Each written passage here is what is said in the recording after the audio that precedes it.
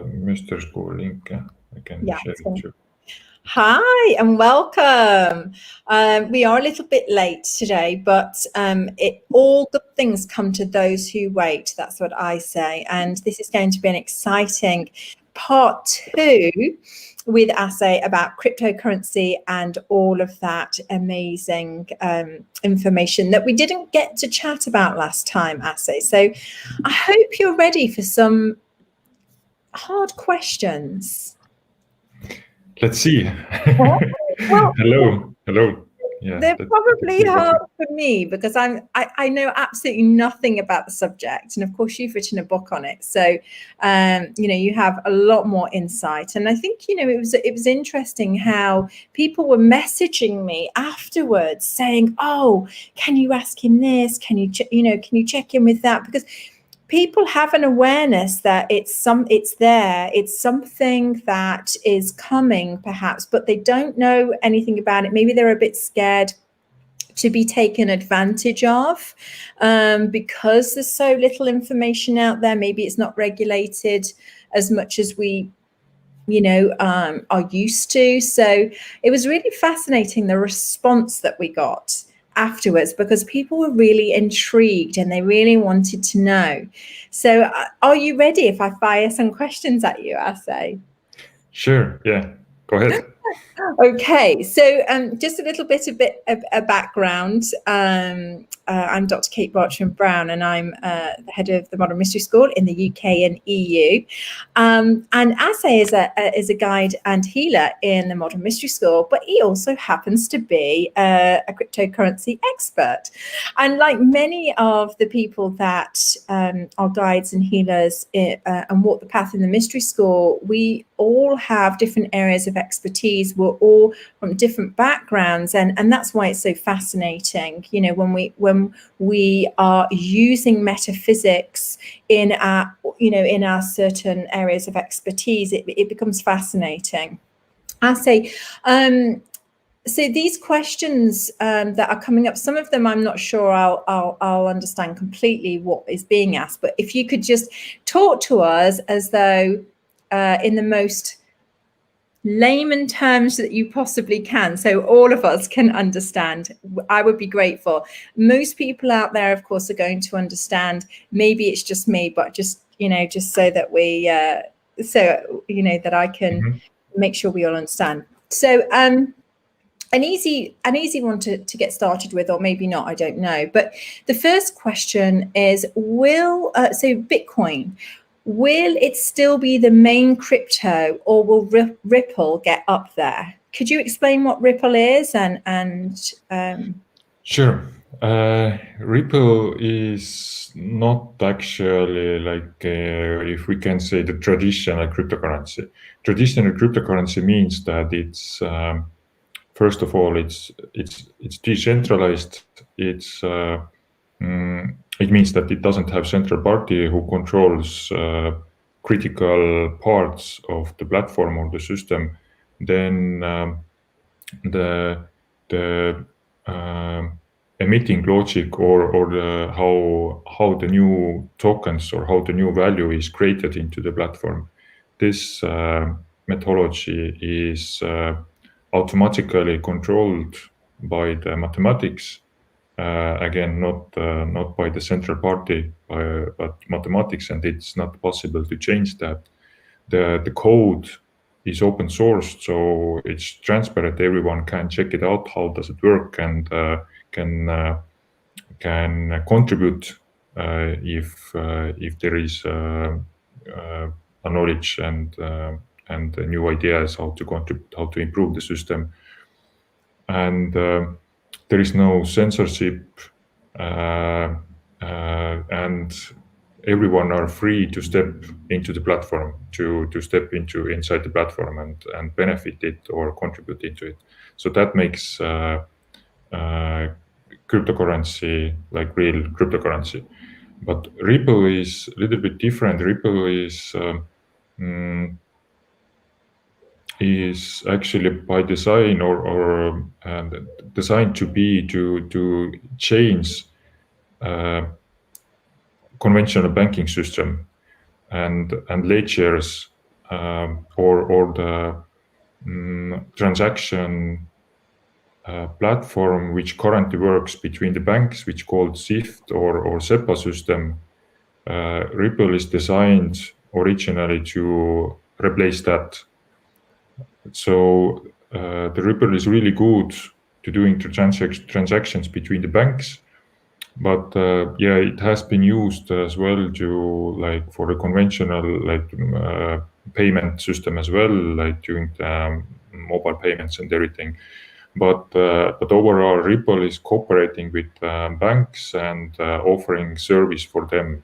So in that sense, it's kind of like how to say, it adds some new parts to the conventional banking system when cryptocurrency is totally new thing and self-regulated, and it's like totally different thing. It can replace totally the banking system when Ripple just adds new features to the banking system. So in that sense, I don't see the Ripple. Ripple has its own place definitely in the market, but I don't see that the Ripple somehow takes over the role of the Bitcoin or anyhow other like bigger real cryptocurrencies, especially because Ripple is more centralized as well. So it's kind of old paradigm still, not the new paradigm. I think my dog liked that answer because I had to put it on mute. He's like going crazy. I think he wants us to do Ripple. It's like, okay. So how long is it going to take for the mass adoption on crypto? It depends really a lot how long the fiat system, by fiat I mean the conventional banking system, USD and euro, how long they are sustained. My feeling and like facts are saying that it's not going to be long anymore. Well, like analytics and leaders from banking sector have told it already, or not the leaders, critics from about banking sector critics have told it many years already that it's not gonna sustain long anymore. But now the Corona crisis and economy movements have put new pressure to the money conventional or traditional money policy, and currently, yeah, like in the Corona times, the Federal Reserve printed half amount of USDs additionally to the current amount, which means that every USD is worth 50% less. Actually, it will take a little bit time, but basically the point is that when the trust to the banking sector, to the conventional money falls, then the trust to the cryptocurrency and demand to the cryptocurrency increases a lot. And same time, usability, security, and all the like good features are increasing because the more and more developers are going into the space, the more knowledge goes into the space, and the whole ecosystem prepares in a really big scale, prepares as the time goes on, prepares to take more and more masses to that system. And another thing is that it's gonna be not one or another. It's gonna be probably the banking sector have to start to cooperating more with the cryptocurrency. And why I'm saying that is that it's the cryptocurrencies usually, it's not possible to regulate it. It doesn't allow to the regulations from the outside because it's decentralized. Nobody doesn't own it. And another way it means that it's just technology on the cloud, and the question is who can take it, adopt it, and make his own way of doing business way better, because there is so many benefits from that technology, and it's just a technology. You can't prohibit that. You can't put it back to the box. It's just like innovation, like radio waves, for example. You can adopt it, and you can make your own business way effective and more secure, and that's why I see that in the future banking sector will take the technology and start to cooperating with it. Now we are seeing that they trying to avoid it still, and they trying to regulators are trying to prohibit it anyway, and fight against it. But in the future, they will understand that there is no reason to fight. We just have to cooperate, and we have to take from the old systems, money systems, and have to take from the new one and put two currently quite separated words together and create something totally new from it. So I have a question from somebody about Bitcoin, and it has a potential limit of 21 million. So what happens to that? What will happen to the price when it hits that? And you mentioned there that there's different ways of adopting. So when it reaches that limit of 21 million, does it kind of mutate or something? Not, I don't know if that's the right word, but move into something else. It's a good question. Yes, Bitcoin has 21 million as a limit, and but in another way, one Bitcoin is dividable to the 100 million. So it means that we are just like 50 years ahead. We are just using milli bitcoins, or micro bitcoins. So this 21 limit doesn't set any limits to the usability actually, because it's dividable in another way. But yeah, that shows again that it's a first of that kind of asset class. We haven't seen any asset class before. Whole humanity haven't seen any asset before which have so unique feature that it has limited amount and nobody can change it. Actually, this is like huge innovation. Why can't it be changed? Because it's kind of hard coded into the algorithms which are working on the platform. And well, theoretically it can be changed, but it means that it can be changed only in a way that whole community have to have agreed on that. There is no one party or another party who have a bigger control over the code or over the platform. It means that every actor who are using it, either the miner, developer, or the wallet user, they all are equal towards the system, and that's really unique about the blockchain and cryptocurrencies too. So it doesn't matter how much money do you have. Are you in a suit or are you in shorts? And everyone are equal, and it means that everyone has, metaphorically, everyone has his own voice, one voice to vote.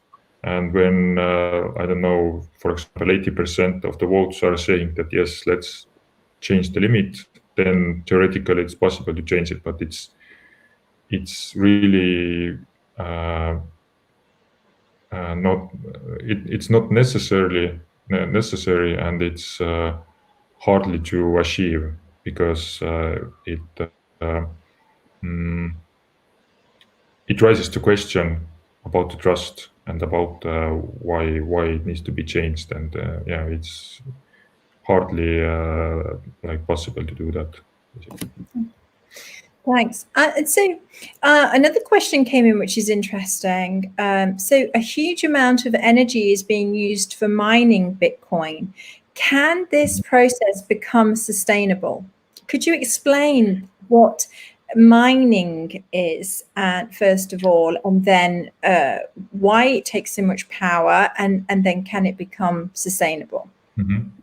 Sure. Mining means that basically when we have centralized system, then we are trusting the central party who basically the banks, for example, they are offering trust service for us. We are trusting the bank that they are holding our money there, and they are doing the transactions, and managing the user base, and all the transactions are securely held, and we are trusting the central party there.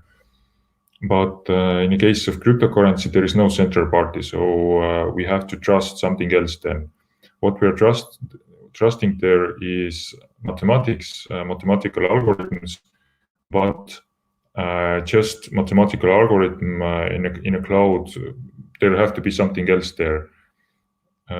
So this something else is basically specific kind of uh,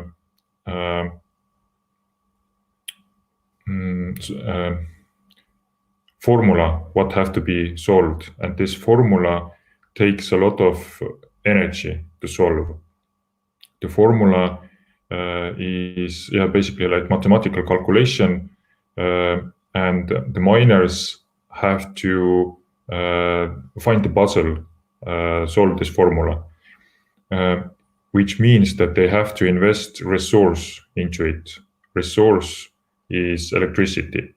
They have to invest electricity into the formula, and therefore they are investing into it, and then at the same time they're saying that I am trustful actor, because there is another way. If you want to betray the system, then you have to invest from another way, another angle. You have to make like false transactions and try to steal something, but then you have to invest like a way much more, like thousands, tens of thousands more resource, electricity, for example, into the system. So in a way, it's the cheaper is to act right way, and way more expensive is to act wrong way. The system is built so, and there is many more layers onto that, which makes it really trustful. But basically, the idea is that all the miners have to find the puzzle, and same time they are confirming transactions. So they are starting to confirm transaction, and this confirming process is related to the calculation, which takes a lot of electricity to put in. And now the question is why they are motivated to do that. They are motivated to do that because it acts like lottery. You have a chance to win a prize. So basically, when I, as a miner, want to participate, then my goal kind of is to win the prize, and then invest money and invest my computational resource into it, electricity. I'm starting to confirming the transaction, and meantime, and same time, trying to find this puzzle. And when I'm gonna find it, the puzzle successfully, then I'm gonna win the prize. At the same time, the new block has been created where the transactions are included and confirmed, and this all have to this all have to fit into the pre-determined pattern which system knows, and system it's again like hard coded into there. And why the mining is so expensive is that because of that electricity which I've put into it. But currently the mining is most secure way how to sustain security in the decentralized platforms. But there is many other ways how to do that. The proof of stake, for example, is one. Like there is always question that it's basically like in a casino. You put some amount of money to the table so that you can be part of the game. In the mining case, the amount of the money is electricity, but in a proof of stake case, the money is actual money. So you're putting on the table some stake of the platform. You're holding cryptocurrencies in your wallet, and you are saying to the public that yes, this is my wallet, and I have some stake on it, and then I can be part of the game. I can start confirming transactions and can be can have possibility to win the prize. So the same time, the mining process have optimized a lot during the last like many years, and a lot of mining computational power have moved to the green energy plants. Especially, there is a movement where basically the mining facility, so-called, doesn't need good internet. It can sustain and can work really well with the mobile internet, for example, which means it doesn't need optical cables and a really fast internet, but it needs a huge amount of power and big power lines. And there are, for example, the containers some startups have designed different containers, like kind of shipping containers, what you can put on the big car, and you can transport it to the besides to the electricity plant, for example. And there is special businesses around it. You can create your mining facility besides on the electricity plant. Electricity plant can stabilize his electricity leftovers on the night, for example, when the people are using less electricity, but the generators are still working in full power. It's not possible to tune it always.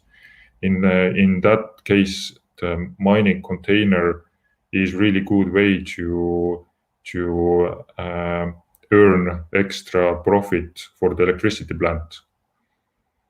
That's one really good innovation, how the mining has changed the electricity production. And another is, for example, it's the mining facilities have built besides to the solar farms, or in Iceland, the geothermal plants. So they are using really quite a lot green energy, and it evolves, it changes all the time. But currently, yeah, the mining, and it's called proof of work as well. It's most secure way how to sustain decentralized platforms, trustability and security. But it's not definitely the only way. There are many other ways, like 5-6 different ways how to do that. But it all just takes time, and it needs more engineering work.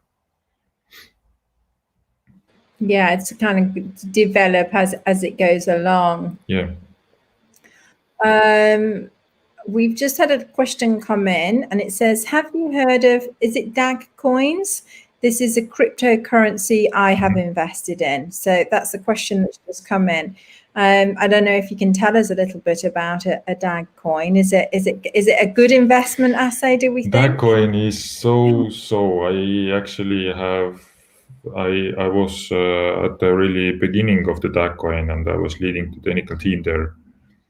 But DAG coin, just to give a brief intro, it is the project where they have been put together the multi-level marketing from one side and cryptocurrency technology from another side. So the goal was to spread. There is always question when to create a new cryptocurrency. We have I think over 7,000 different cryptocurrencies around the world currently. And when to create a new cryptocurrency, then there is always question that how to spread it to the people, because currency doesn't have any value if it's not distributed to the actors or to the users. And there are many ways. One of the most decentralized ways to do it through mining. This lottery winning price is a really good way to do that. There are so-called airdrops, basically throwing out the money from the helicopter in a case of specific conditions. For example, somebody do transaction in their wallet, then they get back some percentage of that money from the platform automatically. So yeah, there are many ways, and one way is then just do it through the multi-level marketing network, which Darkcoin chosen. But it's early to say is it a good investment or not. They have their own challenges ahead, and I don't have any more I'm not so well connected with them anymore. But from the perspective what they see from outside is that it's going more centralized direction. They just have implemented KYC process, which means know your customer verification process into the wallets.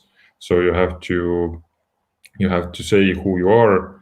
It's not common in the cryptocurrency space, but yeah, and it means that there is some central body who controls who you are and who controls your information in some level.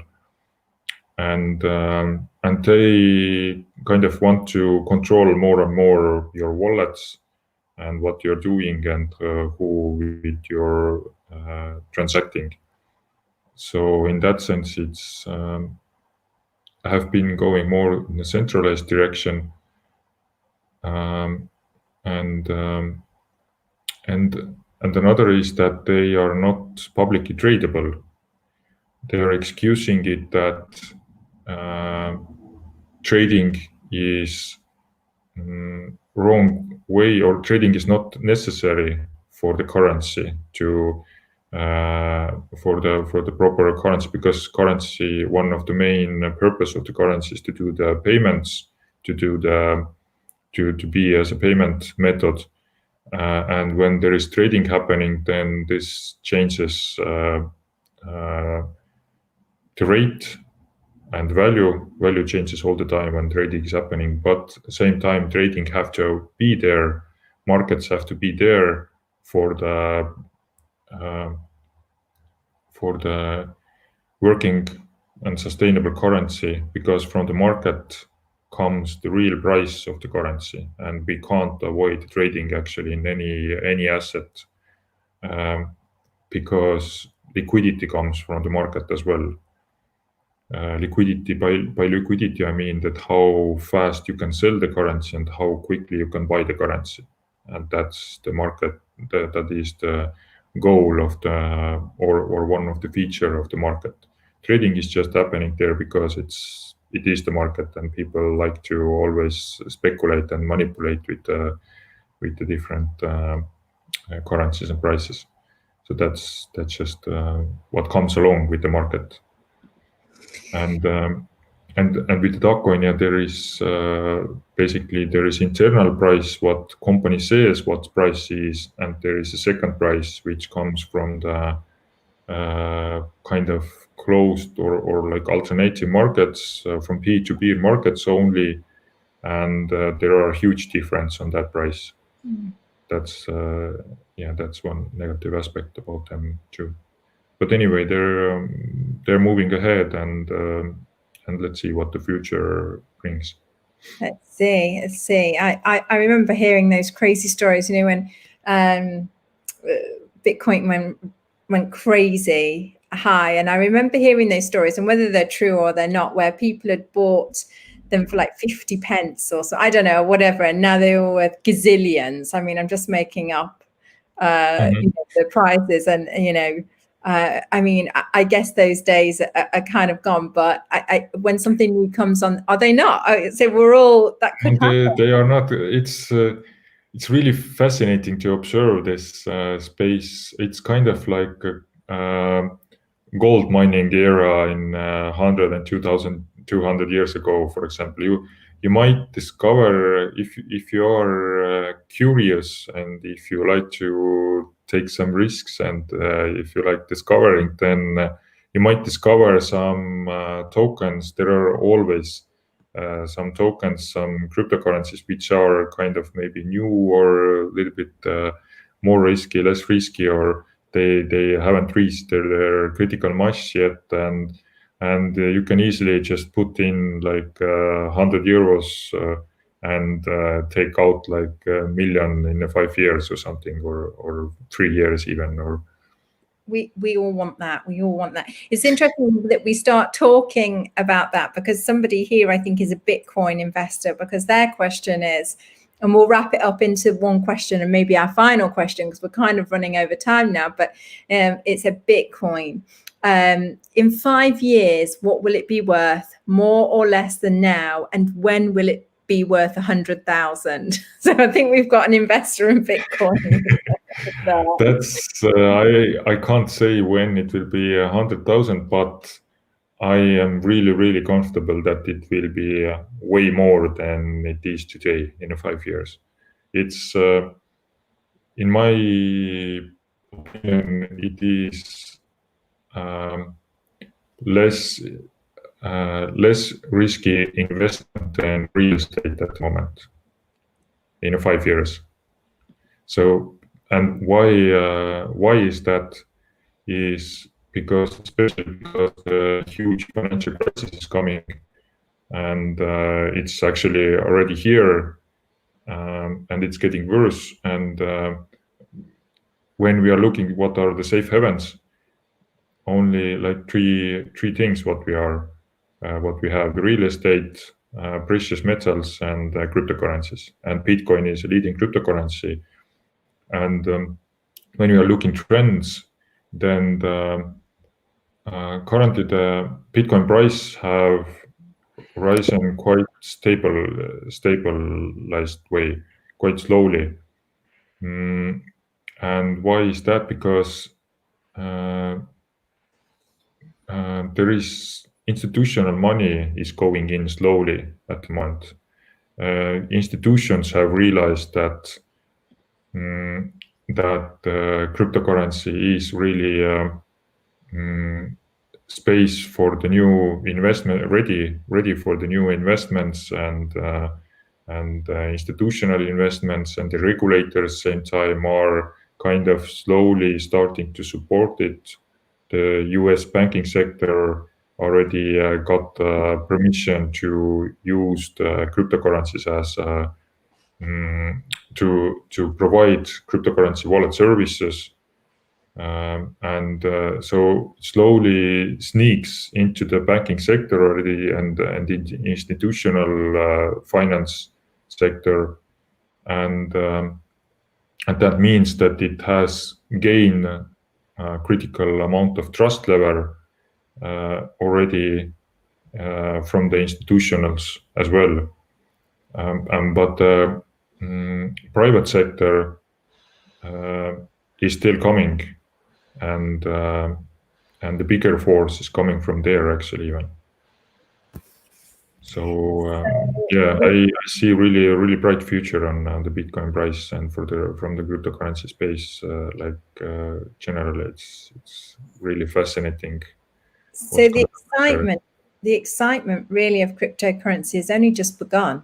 You know, we had that little flutter a year or so ago of excitement, and then it kind of petered off, and everybody thought, oh well, you know, maybe that's it. But it seems that's giving us a little taste of what is to come.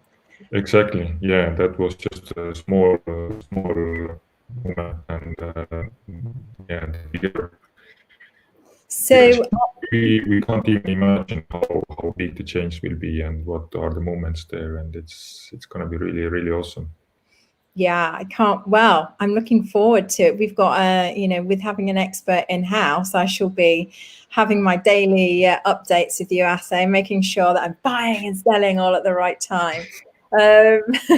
So everybody, please read Asse's book. He's going to put the link in the comments. If you want to know more about cryptocurrency, he does talks, consultation, and of course he's a guide and he's a healer. So he also understands how to help people move forward with maybe the blocks they might have with abundance and money through that energetic healing process too. So it's a win-win. And we've got a late question coming in, and we've got somebody. He said, "I've got a load of XPR, but they haven't done any good so far. Think I've purchased the wrong one." But from what you're saying, there's many currencies that yet are ready to springboard in, and maybe with the 7,000 currencies available, anyone could be that the one that comes through and makes a lot. It's really difficult to say. There is the market is so fragmented, and there is so much happening. Like when I'm thinking back, like 7 years ago when I started, or when I was like junior in that field, then it was rather easy. There was like 10 different cryptocurrencies, and it was really easy to choose. But now it's like over 7,000 or something, and it's and information about this space have increased a lot as well. And now if years back was difficult to find information, then today is difficult to find information. Filters have to be really good because there is a lot of scams going on, and you might buy wrong currency, you might got into the big scams, and there is a lot of fraud going on, but it's all part of the progress. Anyway, I like the most conservative investment might be still Bitcoin, Ethereum, Tron maybe. The Ripple, I don't recommend it because it might rise in the price, but there is always, for me, it's always question when I'm investing into something. Then I'm looking from the energy perspective as well, what system I'm gonna empower with my resources, like in a long term or from the energy perspective. And I don't want to put my energy into the dying, into the sinking boat. What the banking system is. I rather put my energy to build the new one or to support the new one. So that's why I don't recommend Ripple, but yeah, Ethereum, some software platforms like this Chainlink and Cardano are good ones. EOS. Basically, the first 20, if you look the top cryptocurrencies according to market cap, then the first 20 except the Ripple and the stable coins. Stable coins are basically in a way backed by US dollar or euro. All the others what are there in the top 20 are in the long term good investments, I think. Cool. Well, thank you. You heard it here, everybody. So if you're looking to invest, that was a good sound piece of advice. Yeah, one small hint more that if don't put like it's a most simple and easier rule in investment, but I have still made a mistake on that rule too. But don't put all the eggs into one basket. I think So, that goes for anything in life. yeah. You know. So if you are even choosing to put some money into the cryptocurrency, then don't choose only one cryptocurrency, but choose the different ones. Yeah. It's a good idea. It's a good idea. Thank you, Asse. We have had an amazing time. Sorry for keeping you over a little bit, but all those questions were, coming in, flying in, and I've actually listed the questions that you were asked, so people can see that what your responses are, through this interview. So thank you very much, and please contact Asse, download his book. I'm sure he's, in the talks that he does, please get in touch with him. He's in Estonia, but obviously he can also, his book is worldwide. So read away. Thank you and take care for now. Thank you.